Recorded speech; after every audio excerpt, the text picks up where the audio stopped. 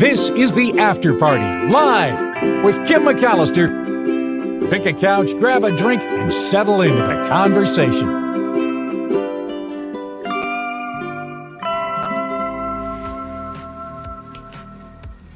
Everybody, it's Hump Day. Thank you for being here on the After Party Live. Huge news, at least for me. You know how I'm trying to get to 2,000 subscribers. Yesterday, I posted a short, and I don't know why this short took off, but it had like 5,000 views, which is pretty a big deal for me. And the subscribership jumped up another 10. So now we have the grand total 1,969 subscribers. So we're about 30 away. I'm kind of excited. So thank you for helping me if you're sharing the shorts and sharing the show. Huge thank you. It's exciting to see those numbers creep up every day. If you want to reach me, please send me a message. I saw I have a couple from Lori that I need to check out. But please send me a message if you'd like to do so. Kim@theafterparty.live or kimmcallister@gmail.com. 2 M's, 2 C's, and 2 L's. And I always love to hear from you. We have the meme of the week. I forgot last week, but I have a lot of memes to show you on Friday. So we'll do that. And of course, tomorrow is Travel Trivia Thursday. So that's coming up tomorrow. Thank you for watching the Nikki Maduro Show and the Mark Thompson Show. Tomorrow is going to be a good one. It's David Katz Day tomorrow, so that's always exciting on the Mark Thompson Show. But thank you for being here on the After Party Live. I want to talk a little bit, if we could, about male birth control pills. And boy, have we women have been waiting for this for a while. I don't know if any women in the crowd have ever taken birth control pills, but sometimes it's hard to get the right one. You take one, you get really nauseous, then you take another one, and then you kind of find the one that works for you. But you always wonder, is it somehow tampering with your hormones, or is it putting you at risk for something? Well, now maybe the load will be taken off of the ladies, because male birth control pill research is getting better and better, and we're moving closer to having a male birth control pill. Yeah, this pill targets a protein required for fertility. It's called serine threonine kinase 33. They call it STK33. And it's enriched in the testicles and specifically required to create functional sperm. So they've come up with this drug that inhibits STK33. It's called compound CDD2807. I mention it because that compound is our new best friend. It blocked the ability of male lab mice to fertilize female mice. This is published in this week's journal Science. And so Courtney Sutton, who's one of the researchers in this case and a postdoctoral fellow in pathology at Baylor College of Medicine in Houston, says, "We are pleased to see mice did not show signs of toxicity from CDD2807 treatment. The compound did not accumulate in the brain. The treatment did not alter the size of the testes. Importantly, the contraceptive effect was reversible. After a period without the compound, the mice recovered sperm motility and the numbers were fertile again."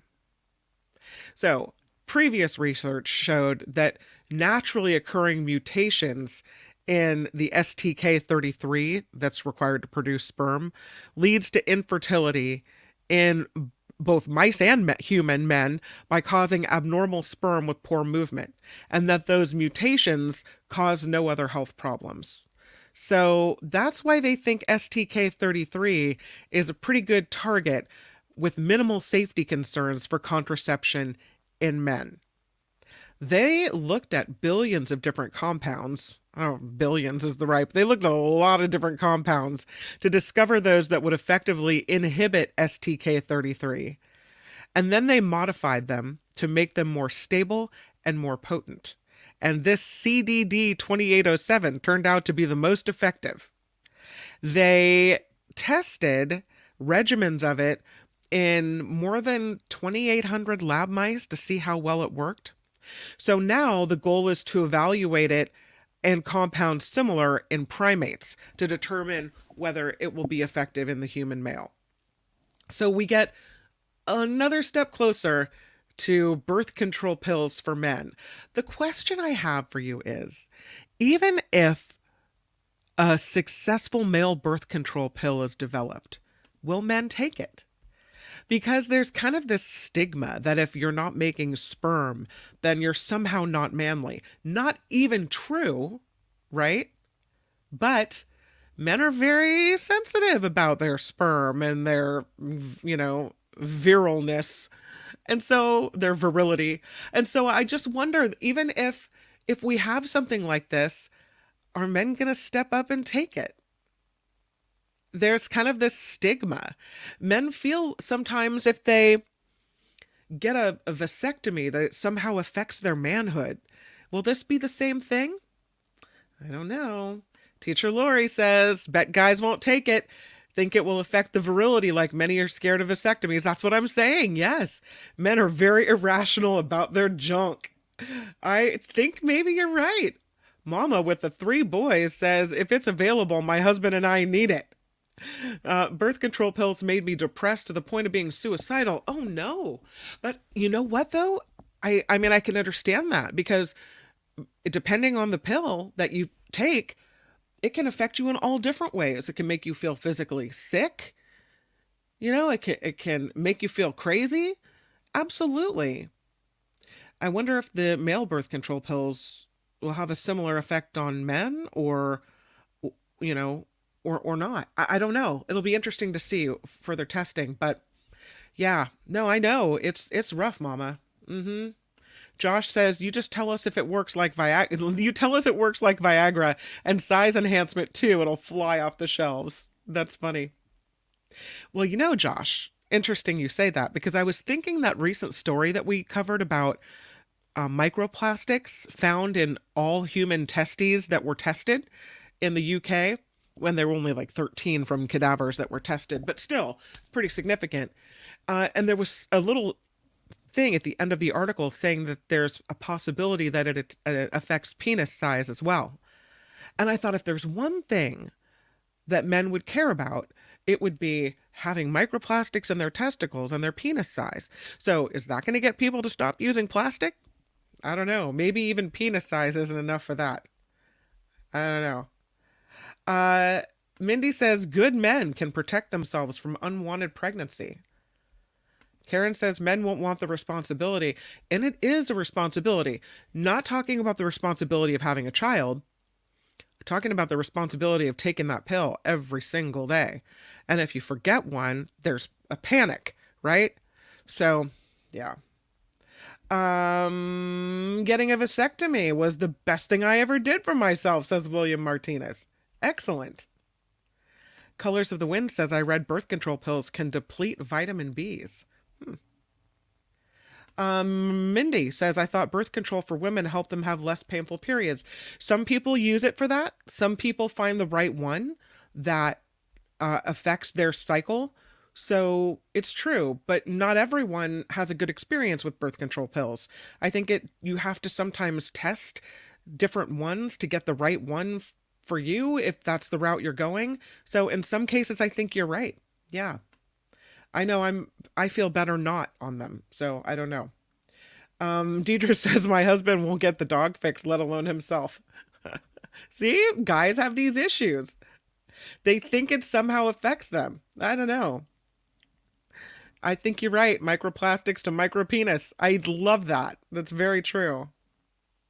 Sandy says it's awfully hard to avoid plastic when almost everything is wrapped in it. You're right. Karen says, the pill caused me to have migraines for the rest of my life. Oh, Karen, I'm so sorry. My aloha to you. That's awful. Ooh. So, will they take it? I don't know. But the research continues, and we'll see how it goes. At this point, it's, it's an interesting thought. We'll see. Let's talk about this. Animals. Here we go to our animal segment. This is a rare bear sighting that happened in Monterey County. And there is a report from KSBW, which is the NBC affiliate in the Monterey Salinas area, that I thought we could take a look at. So here it is. See in Monterey. I saw a shadow coming out of our garageway, and I'm like, what is that? Not a shadow, but a bear.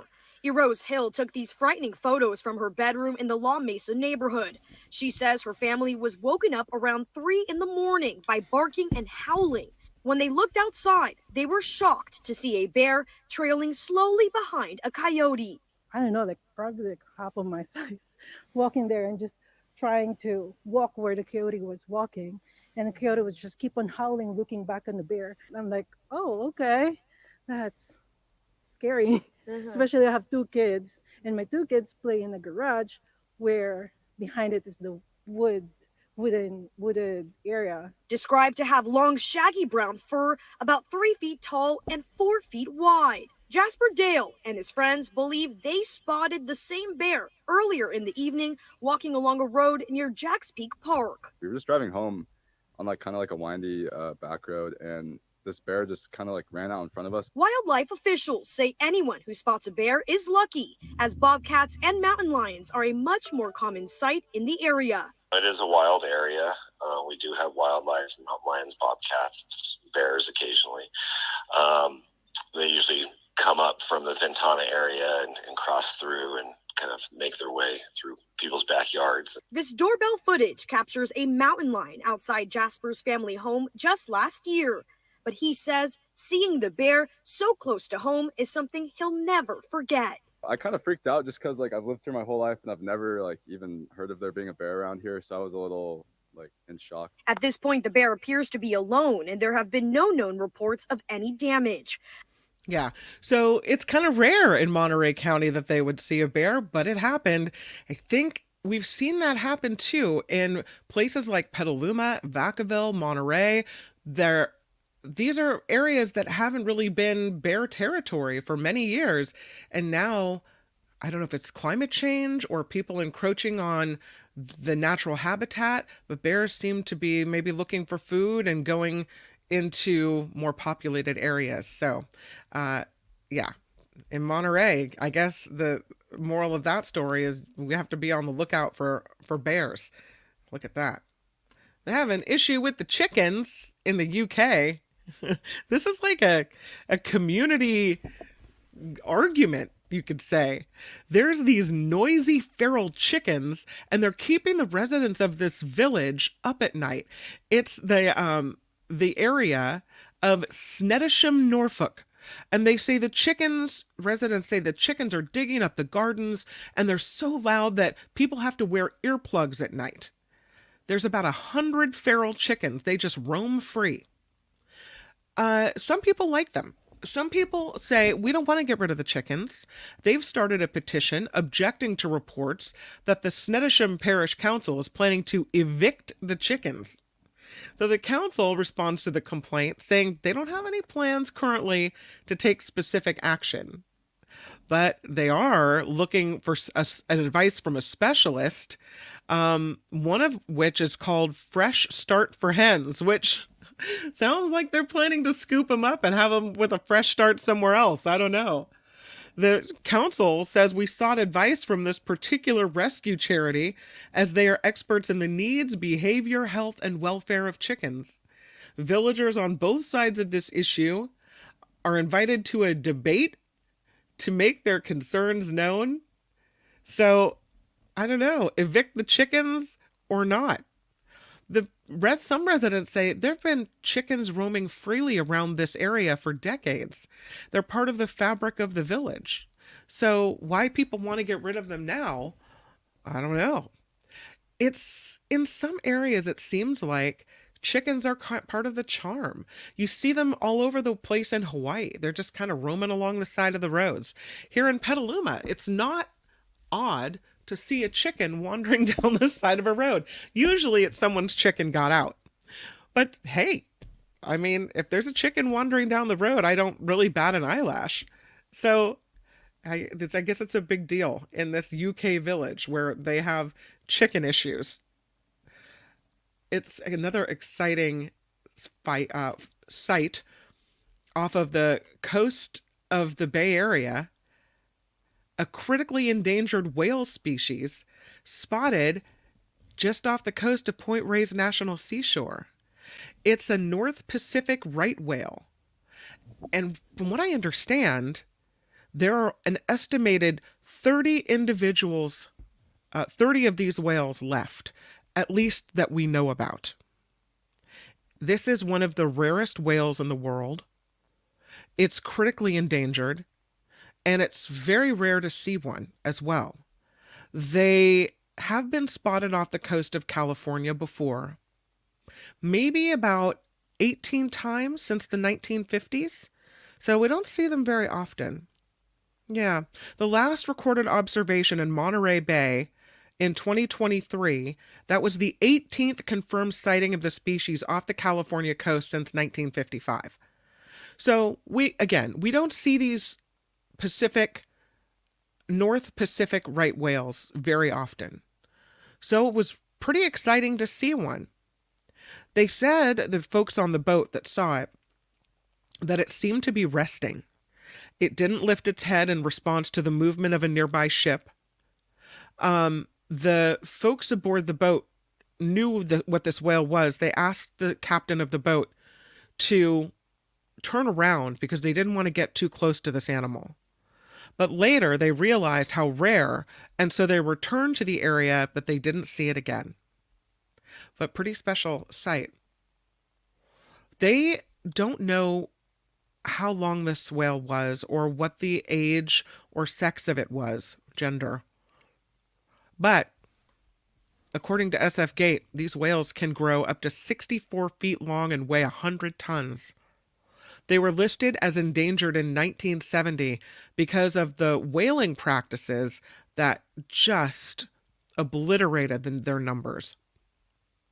They are called right whales because commercial whalers called it the right whale to hunt because they're known to swim slowly and float to the surface of the water after they die.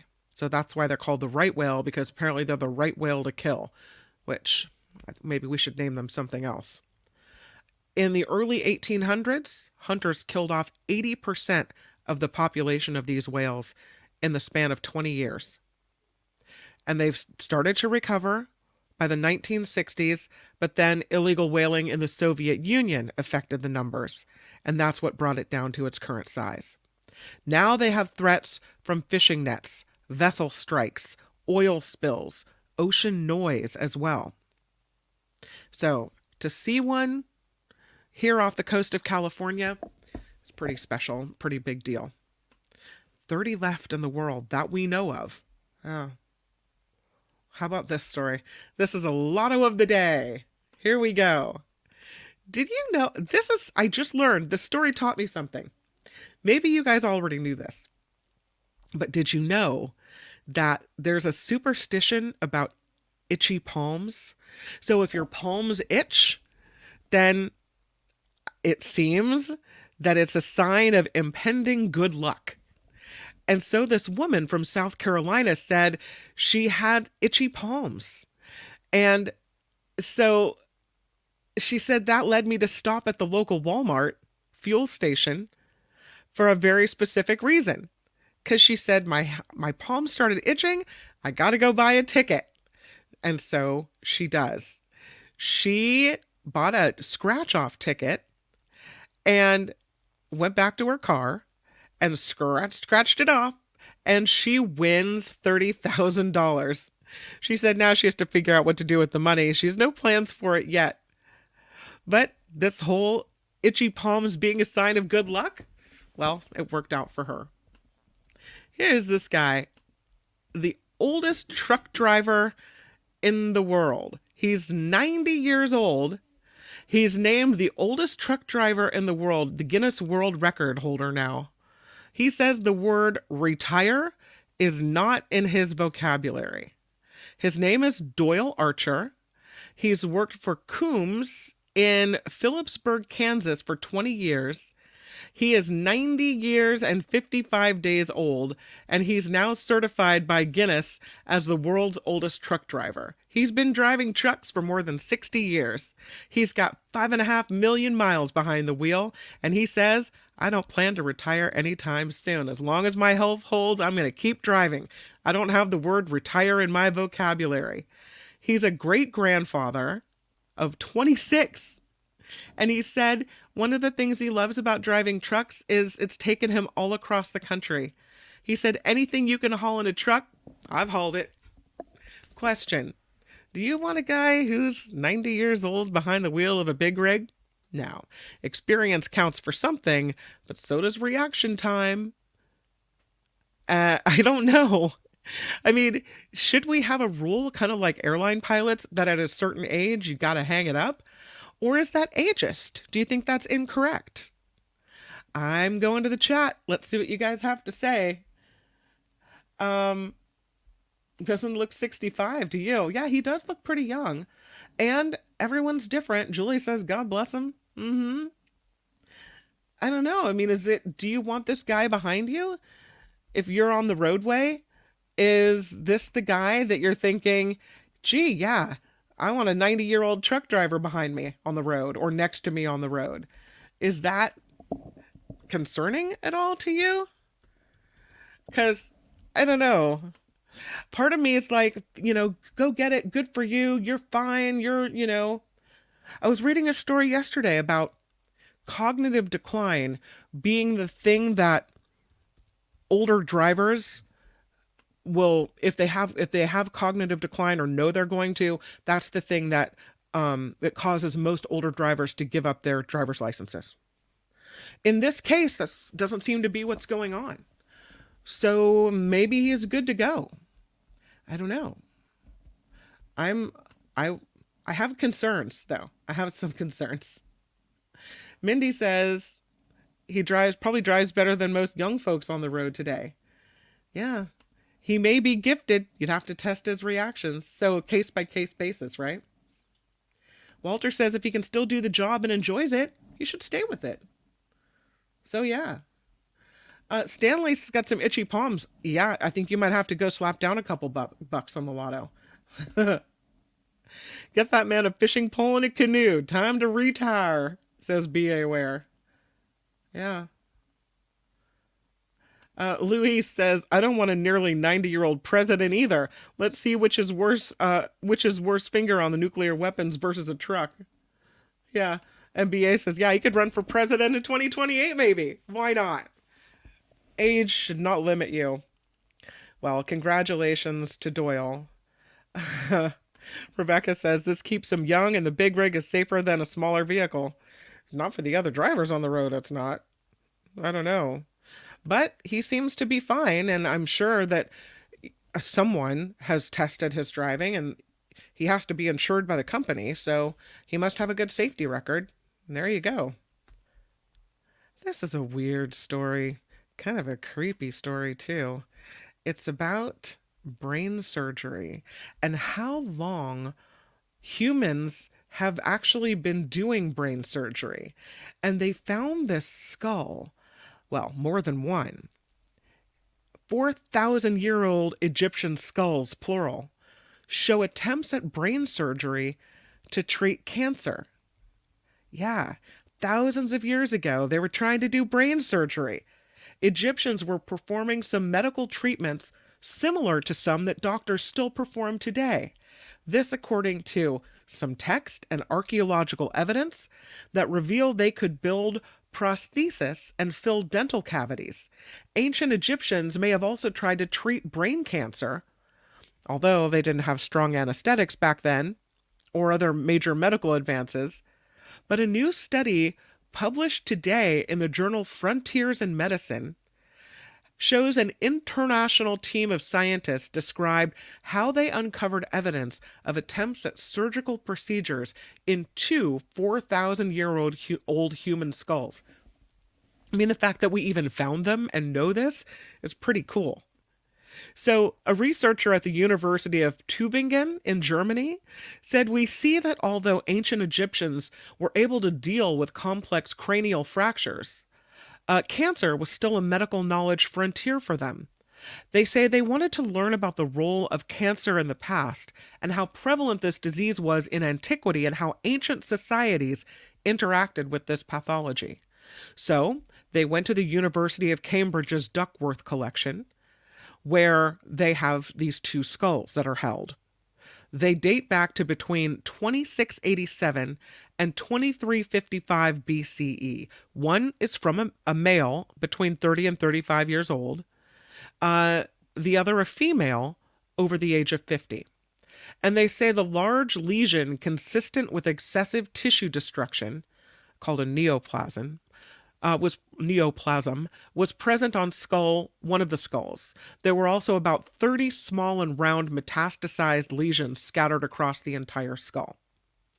They also found various cut marks around those lesions, and they believe the cut marks were likely made by a sharp object, potentially a metal instrument.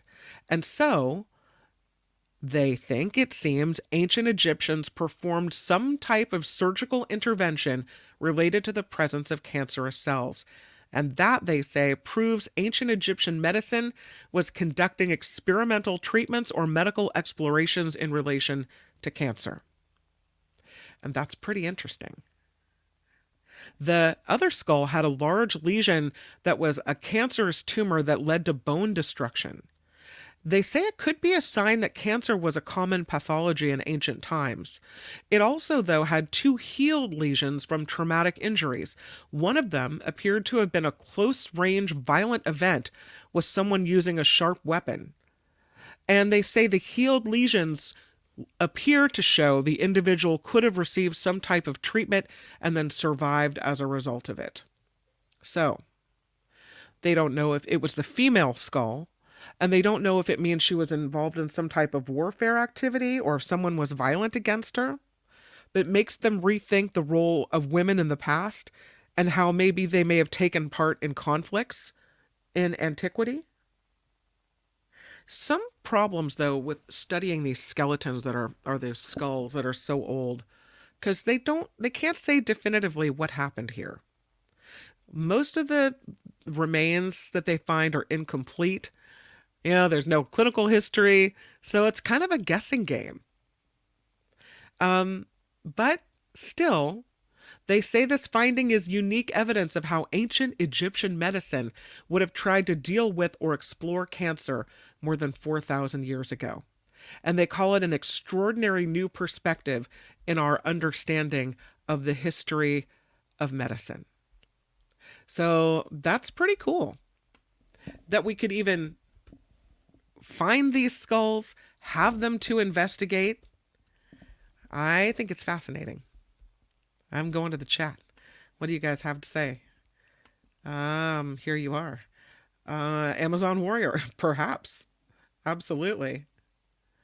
Gotta let the ghosties out. Yeah. Maybe they thought they were letting out the tumors or the humors. I don't know. Yeah, it's interesting though. I don't know. All right, let's talk about Bentleys for a moment, because they're changing up the engines of these vehicles. Used to be that they had a big old engines, and they're kind of scaling down a little bit. Sorry, let me take Lori's comment off the screen there. Yeah. So this is a story about why Bentley is dropping its W12 engine for a V8 hybrid. It's a V8 that offers 750 plus horsepower and 50 miles of all electric range. Now, Bentley has built these W12 since 2002, and they stopped building that big old engine in April, just a couple months ago. They're looking now at being more sustainable. And so they're retraining their specialists to focus on the V8 and V6 hybrid powertrains. Each Bentley engine is hand-built, and they've been doing things that way for more than 100 years. They're doing things differently now, though. They say this coupe that they've got, the Bentley coupe, is able to handle a V8 hybrid powertrain, 771 horsepower, 50 miles of all-electric range, 737 pound-feet of torque. And even though it's a hybrid engine, it still sounds like it's got that growl that people want from this engine, despite the fact that it's more sustainable.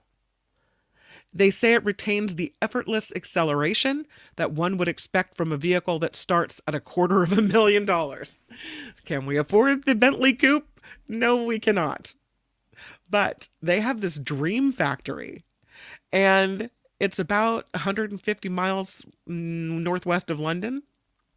They've been building cars here since the mid-1940s. And they call it a dream factory. So it's interesting how they're changing things up. They've invested $45 million in new quality and engineering center.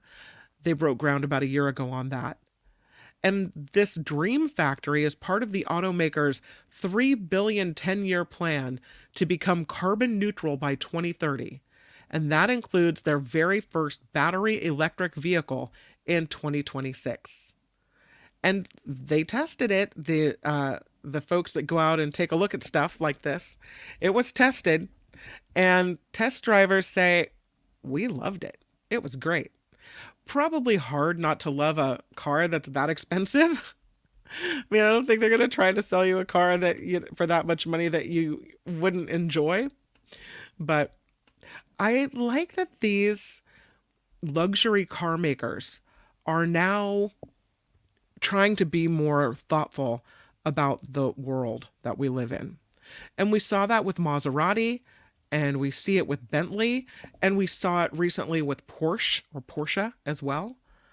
So just another indicator that people are taking seriously either what we're doing to the planet, or taking seriously that the market has changed and what people want is different, and they've got to keep up with that. How are you at doing the Rubik's Cube? Pretty good?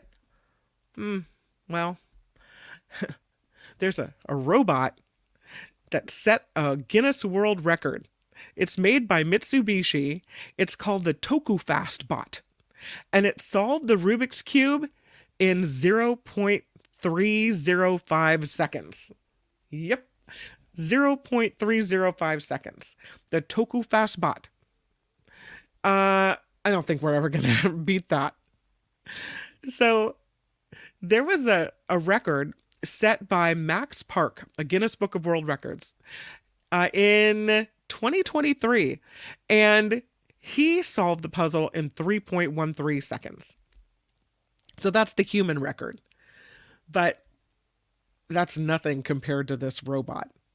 Earlier this month, this bot solved the Rubik's Cube, again, 0.305 seconds. It's a Tokui Fast Accurate Synchronized Motion Testing Robot. That's how it's called, Tokui. And they say it was so fast that the cube itself had difficulty keeping up with the machine. It solved it so fast that the cube couldn't move as fast as the robot could. So, the bot shaved off 0.075 seconds from the previous Guinness title holder during its record attempt in Japan.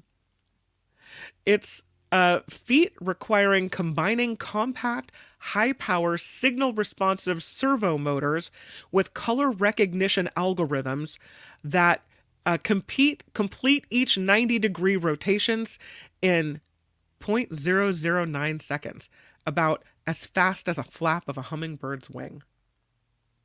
But even though they can move fast, if they can't do it accurately, then that's pointless, right? And they say even the slightest misalignment of this robot will slow things down or risk jamming up the toy. So they have to be precise enough on this thing to make it work. So that's kind of cool. I don't know. The people behind the robot say it was fun, and difficult to shave off that much time, but they're excited. They say it didn't always go so smoothly, but that's pretty interesting. Yeah, I don't think people are ever going to beat the robot at that. I don't know if you saw this. This is a story with some video. So I'll take the Rubik's Cube down because I want to show you this alleged UFO sighting. Now, I will say it is a little hard to see, all right? Um, Here it is. Another alleged sighting in New York during the Blue Angels show. It's this TMZ video. And see this little thing over here? They're pointing it in the sky. You can kind of see it just shows up for a second. I don't know. They show it to you over and over again so you can see it. Now, I don't think that's a real sighting. I mean, thanks TMZ for the video. I don't think that that counts. But people are saying, "Hey, no, this is the real deal. This is People saw this in the skies over New York, and everyone was looking up because the Blue Angels were in town. But it lasted like maybe a nanosecond, like a really, really quick boom, boom, it's gone. No one knows what it was. It was moving pretty fast. It didn't affect the movement of the plane. Those unfamiliar with the Blue Angels, of course, we know them from the Bay Area, right? They're the Navy Flight Demonstration Squadron. And they're pretty fast, but people there say this thing was going even faster. And they say it's the second alleged UFO sighting in 2 months. The other one looked very similar with something whipping across the sky like this. I don't know. We'll see. Here's the other one if you haven't seen it. This is also from TMZ. I'll show it to you. I don't know what you guys think of this. I mean, come on. Here's the other one. Again, very, very close, very fast. There it was. You see it go across the screen? It almost looks manufactured. I don't know. But people are still still thinking this might be real. And of course, somebody is going to think it's real, right? What do you think? Do you think it looked real? Karen says it was a meteorite. VA says it is a UFO. The question is whether it's an alien. Right. It is an unidentified object. But can there be an explanation? I don't know. Wes says they claim that Vegas alien video was real now. Yeah, we talked about it on the show.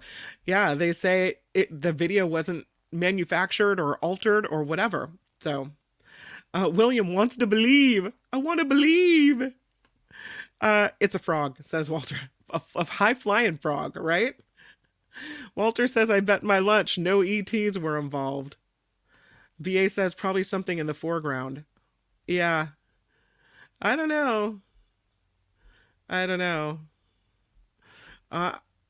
kind of would be exciting to believe, but yeah. I'm not believing it either, you guys. No. Can we talk about this very fancy chaise lounge? Because I have to tell you, I'm all for cool designs and things. Like yesterday, we talked about that really cool looking church. This, though, I don't think I want this thing in my house. And maybe it's just because I'm not a fan of like the ultra modern thing. I kind of want things to look a little homey. And this does not look homey. But this is the design of a new chaise lounge. See what you think of it. You want it in your house? What the hell is that? You ask. Well, this is a chaise lounge created with aerodynamic curves of a sports car. It does look kind of sports car-y, I guess. There's an Italian design studio called Pininfarina, and they've launched their very first collectible furniture object. It's this chaise lounge featuring a craggy rock-like base and a smooth seat informed by the outline of a sports car. Does it look comfortable to you? Okay, first of all, I want my chaise lounge cushioned, even if I'm outside. And this looks kind of hard and shiny. I'm not thinking this is conducive for a nap. Does it look like a nap chaise lounge to you? Because it doesn't to me. It is very artsy looking. I don't know. I don't want it. I really don't want it. The company is best known for designing sports cars. They designed the Ferrari F40 and the Alfa Romeo Giulietta Spider. And they're trying to marry architecture and product design. Uh, they're looking at air traffic control towers and electric snowmobiles and all kinds of things. But this is their first foray into collectible furniture. So it's supposed to embody the values of balancing beauty with technical innovation. It's designed as an oxymoronic object, that sounds about right, with its contrasting smooth upper part and its rugged base, reflecting the idea, according to the company, of artificial and natural, man and nature, not opposing elements, but rather complementary and part of the same logic. That's very artsy, isn't it? Do you get that from this? I'll say it again. Artificial and natural, man and nature, not opposing elements, but rather complementary and parts of the same logic. Okay, at the end of the day, it's a chaise lounge, and it needs to be comfortable, and it needs not to look weird at my house. Unless you're not really building it to be at my house. Unless it's just really an art piece that's supposed to stand in the corner and collect dust, and someone has to go dust it every couple of days because I'm sure that it's going to get dirty. The upper part of the seat features fluid ergonomic lines designed to reference the car design that this company is famous for. The lower part recalls a rough crystal-like rock that touches the ground lightly. I don't know. Yeah. I'm saying no. Yeah. What do you guys think? You want it? You want it? You like it? I don't think so. Yeah, I'm not thinking it's cute. I'm going to the chat. Ugly and uncomfortable. Mama says I can imagine my skin getting stuck to that on a hot day. No, thank you.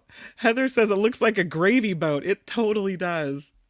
Or an origami bird, says Susan. Yes. Wes says, if it's comfortable, maybe. That's definitely a try before you buy. Calvin says it looks like an ashtray. It does kind of have that ashtray look to it. Yeah, a giant ashtray. As Katie says, yeah, ashtray. Yeah. Louise says they're marrying super expensive plus nonsensical equals you are a fool to purchase it. I'm sure it's really expensive. Karen says, I don't feel the description matches the way that it looks. Walter says it looks pretty cool, but questions whether it's comfortable. I don't know. Katie wonders whether it'd be more difficult to get into that thing or out of that thing. I don't know if because of the rocks, if you could slide forward. I bet it's pretty heavy. So you'd probably just be climbing in and out. I bet it doesn't tilt downward.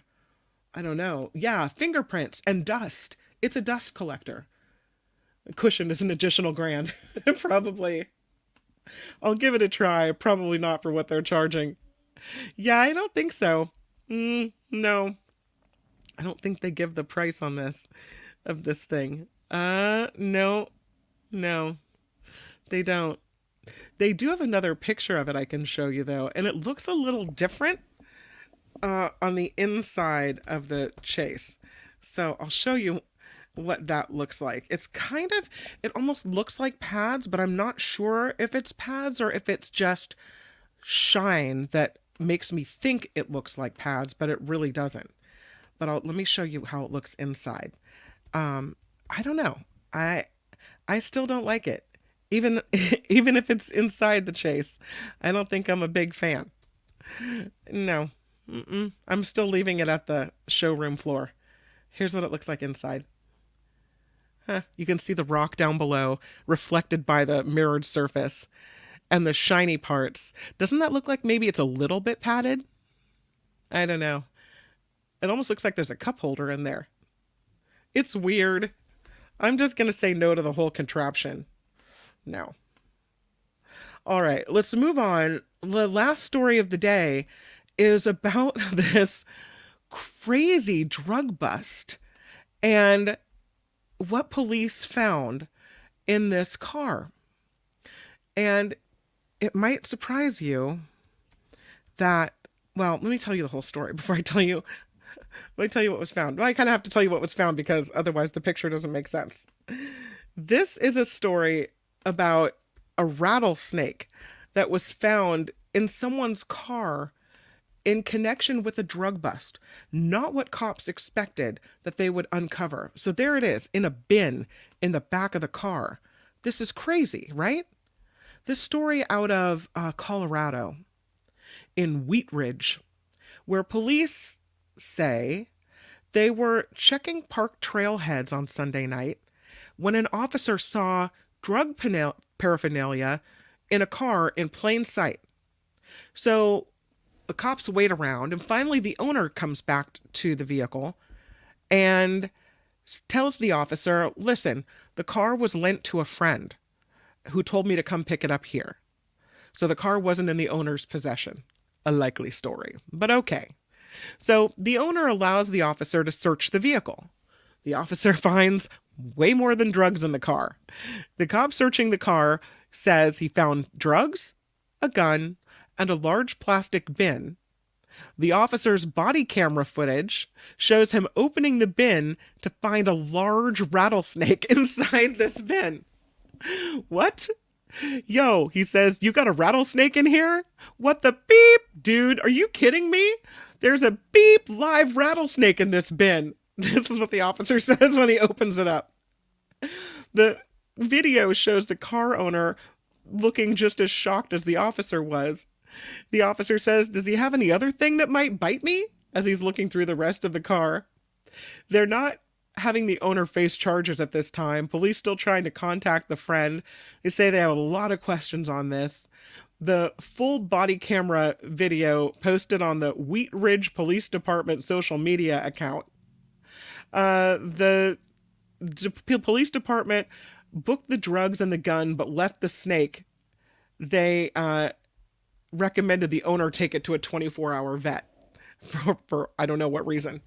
It seems like maybe you would just take it to a wilderness area and let it free, or maybe they thought it needed vet care. I don't know, but quite the surprise for this officer in Colorado. Well, that is the show for today. Humongous thank you to everyone who has subscribed as we inch our way toward 2,000. Also, huge thank you in the last couple of days to everyone who has contributed via PayPal. A lot of people set up this PayPal so that the monthly contributions just automatically happen, like $5 a month, $10 a month, whatever it is, and it just kind of goes through and you don't even have to think about it. Huge thank you, because that's what's keeping this show rolling. To people that just contribute on the daily, I appreciate you so much as well. Again, find the PayPal link in the show description, and it's also in the About tab of the After Party Live. All right. Again, tomorrow we've got a great Nikki Maduro show lined up. Also on the Mark Thompson show, it's David Katz Day, so that'll be really fun. And then we're right back here for Trivia Thursday on the After Party Live. Thank you for being here. Have a great rest of your day. Make it a really good one. I have to go deal with a child that got in a little bit of trouble today. That's my afternoon. All right. I'll see you guys tomorrow. Bye. The After Party Live would like to thank the following contributors and viewers like you.